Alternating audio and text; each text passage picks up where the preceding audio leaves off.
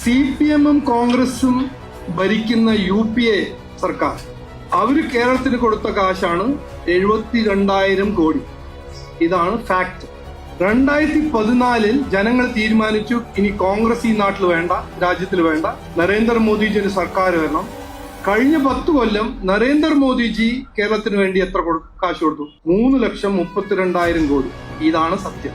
അപ്പോൾ UPA ഭരിക്കുമ്പോൾ പിണറായി വിജയൻജി ഒരു സമരവും ചെയ്തില്ലല്ലോ. എന്തുകൊണ്ട്? ഇത് 4 ഇരട്ടി കാശ് നരേന്ദ്രമോദിജി 4.5 ഇരട്ടി കാശ് നരേന്ദ്രമോദിജി കേരളത്തിൽ തന്നപ്പോൾ പിന്നെ എന്തിനാണ് കാശ് കിട്ടുന്നില്ല, കാട്ട് കിട്ടുന്ന പറഞ്ഞു?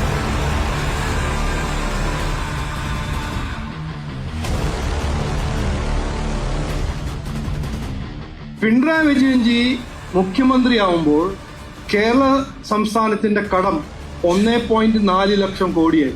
ഇന്ന് 10 കൊല്ലം കഴിഞ്ഞിട്ട് നാടിന്റെ കടം 5 ലക്ഷം കോടിയായി. കടം 3 ഇരട്ടി, GSTP 2 ഇരട്ടി. ഗവൺമെന്റ് ഓഫ് ഇന്ത്യ തന്ന 3.5 ലക്ഷം കോടിയും കടം 4 ലക്ഷം.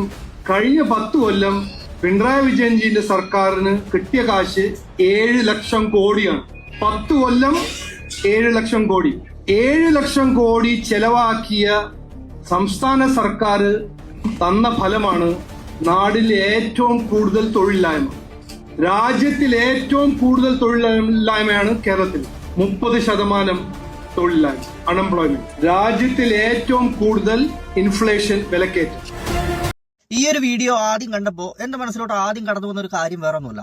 നമ്മളൊരു കാലത്ത് BJP എന്ന് പറയുന്നത് കേരളത്തിലൊന്നും എവിടെയും കേൾക്കാത്ത ഒരു പാർട്ടിയായിരുന്നു. വല്ലപ്പോഴും ഞാനൊക്കെ എന്റെ ചെറുപ്പകാലത്തൊക്കെ ഞാൻ ആലോചിക്കുന്നുണ്ട്, ഇലക്ഷൻ സമയത്തൊക്കെ ചെറിയൊരു ബാനറിൽ ഒതുക്കിക്കൂടും ഏതെങ്കിലും ഒരു മുക്കിൽ. ഇതാണ് BJP എന്ന് പറയുന്നത് നമ്മളുടെയൊക്കെ ഓർമ്മയിലുള്ളത്.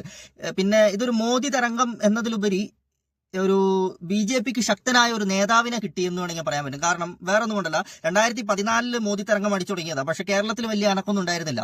പക്ഷെ ഈ ഇലക്ഷൻ അങ്ങനെയല്ല. ഈ ഇലക്ഷൻ ഏകദേശം ഒരു 50% ഒക്കെ ചാൻസ്, അല്ലെങ്കിൽ ഒരു 40% ഒക്കെ ചാൻസിലേക്ക് കടക്കുന്ന രീതിയിലേക്ക് BJP മാറിപ്പോയി. അതിന്റെ ഏറ്റവും വലിയ ഘടകം എന്ന് പറയുന്നത് ഈ രാജീവ് ചന്ദ്രശേഖർ തന്നെയാണ്. കാരണം അയാൾക്ക് വ്യക്തമായ കാഴ്ചപ്പാടുണ്ട്, എങ്ങനെ പ്രവർത്തിക്കണം എന്നറിയാം. പിന്നെ ആർക്കും ചെന്ന്, ഏത് മതസ്ഥർക്കും ചെന്നിട്ട് കംഫർട്ടബിൾ ആയ ഒരു നേതാവ് തന്നെയാണ് രാജീവ് ചന്ദ്രശേഖരൻ. അതാണ് ശരിക്കും പറഞ്ഞാൽ BJP കേരളത്തിൽ നന്നായിട്ട് വളരാൻ ഇപ്പൊ കാരണമായത് തന്നെ.